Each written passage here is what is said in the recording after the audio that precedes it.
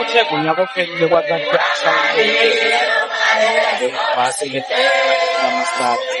emva kwalokho abazali njengabazali sikhale lapho ukuthi sasebenzisa izimali zethu emaphaketheni. Uma uphelelwe imali ngalelo langa ingane ayiye esikoleni sisebenzisa ama-taxi. Kuze kube yimanje kakhulu isikole ngoJanuwari. Eziningi izingane ziya two days a week. Emva kwalokho ingane iyahlala. Umzali mhla inemali abazali abalapha baphila ngo-350 abasebenzi.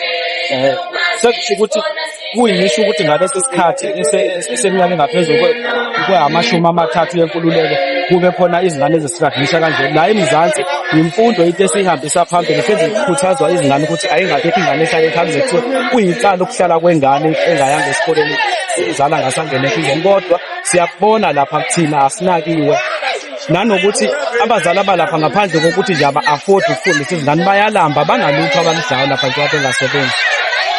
Ayikho ikhitshini kade ngathi athi makufika ikhishi lapha elizophakela abazali nazo izingane lezi kakhulukazi phakathi nezinsuku later nangama-weekend. Iyona into esiphethe kabi kakhulu njengoba silana nje manje eDington isona isikole esiseduze kuthina. Kodwa abazali bahlanganisa leyo nawo baseta angekho baqashe omalume ngamatekisi bahambise izingane ezikoleni ezamabanga amade kunokuthi uthathe izingane la. Sithola ukuthi izingane ezigcwele la izingane zabantu bokufika leyo thiwe ayinakiwe abantu abasiphethe. Kucela ukuthi lento mayilungiswe ngoba izokwenza ukuthi ezala izingane eSouth Africa singakwazi ukuba siba nabantu abasifikayo manje ukuthi kodwa ngiyakusebenza khona kulezi okungiphatha kakhulu lezi ngane ezilike ezokufika kungathi kuthiwa zinayo ngoba asinakho ukuthi umuntu ofika makezela zonke nesipili esiqinile ngokomthetho okuyisekelo kodwa mase ukuthi kuzosafarisha izingane zala ezokudabuka ngenxa yesizathu uqala lapho kuqala abazala ngibangathi njengoba begane unwabi nje bagane unwabi ngento ebengadila nanoma ubani umthinta sibonke nesakho sezitholayo kuyinhlanga ezahlukene sizoke nasafana lingane yakala ngaphulu kodwa red sisele ayikho into ezoyithola bona uma bengabheka imiphumela yalezi ezitholile ngayo lokho awufane ukuthi nawo mase umzali ingane yakho ngoba bephasela kakhulu yaphila kanjani bakhona kusasa khona manje kusasa let's walk yathi alibenge sakhe sakhe chakhe omnyama asazi ukuthi ngoba athithe kangcono kulabanye.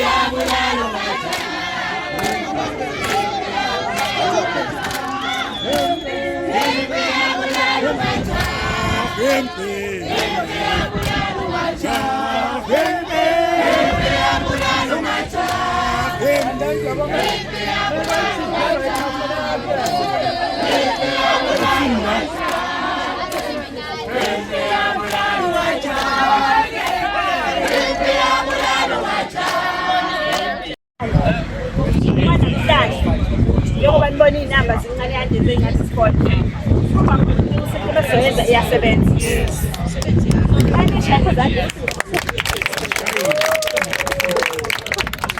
ukuthi nango-Monday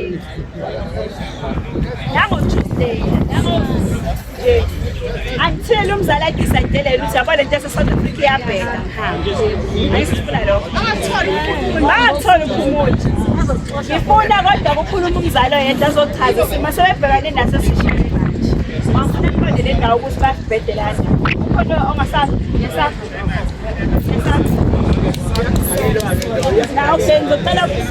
chaza isitori sabo ukuthi sime kanjani bese ceda ukusichaza ngizodedela omunye usisachaza usisebenzani-ke manje njengoba nje basiphuma thina sihamba la abasalayo basala babhekane nani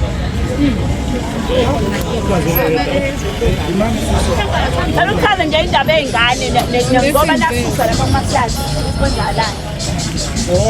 Sithi sasuswa ngamaflati salethwa la. Uhulumeni uqale wasixhasa nge-transport.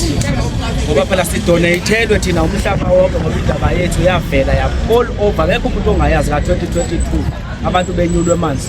Wasixhasa kwakuhle nokudla kwangathi kuyeza sathola ama-voucher. Ifamily yayithola i-voucher ngaleso sikhathi. Imali yethu ibalelwa kumabhiliyoni ngoba saxhaswa ngisho namazwe angaphandle nase-Europe. Right? Kuthe ngonyaka ophelile kwanqanyulwa i-transport. I-transport inqanyulwa nje vele ukudla kuseza ama-voucher sawatholi ikhisha alisafiki. Kuze kufike lesi sikhathi samanje njengoba kuJanuwari sibhekene ne-issue ukuthi izingane zethu zidinga izikole ekubeni vele asisebenzi siphila ngo-350. Abazali baphila ngo-350 uyayigibeza namhlanje ingane ayigibeze kusasa ngalanga ngasayigibeza isayo badinga ngisho insipho abazali abo mongasebenzi uyasazimo sokungasebenzi eSouth Africa ngoba yonke into imali. Umzali udinga ngisho isinkwa azosinikeza ingane ehleli nayo ulambe njengayo ingane imisebenzi ayikho ithathwe ibona laba bokufika awamaskili nathi esinawo ukubamba imophu nje ngeke uhlule umuntu ezweni lakhe ukubamba imophu wena fanele uze neskill esi-unique esingekho kulelozo ungezi kobamba imophu ungezi koba i-security ukuthela upetrol uthi uzoba i-cleaner ezweni labantu abaphilayo abanemqondo shoot lonto yasi-undermine si-undermine-iwe thina kulo 30 years wenkululeko umuntu omnyama ephethe si-undermine-iwe uhulumeni wethu kwazi nangalesi sikhathi sisahlupheka sisakhala into eyodwa.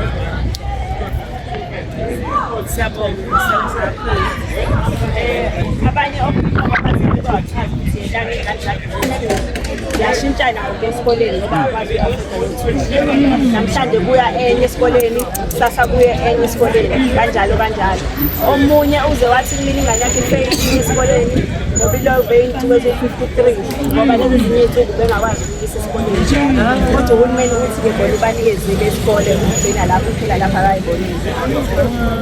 So ngicela uyedwa nje ozochaza le ndaba yokuthi banenzani-ke manje iy'ngane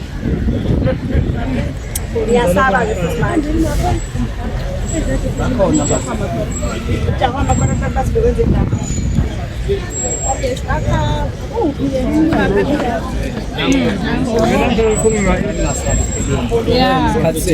izolo izingane ziphumile esikoleni hleli ngaphandle kweflat bese jahwa abantu bokufika izingane zalami zithi wozala isolo ngathethe sengane ngathi zeke namba le-flat utha ngane yesithayi bekade ngizoshuthi flat abantu bokufika akazi ukuthi-ke kumlalwane ngathi-ke sohlebeka bokuthi ngizofela ukuthi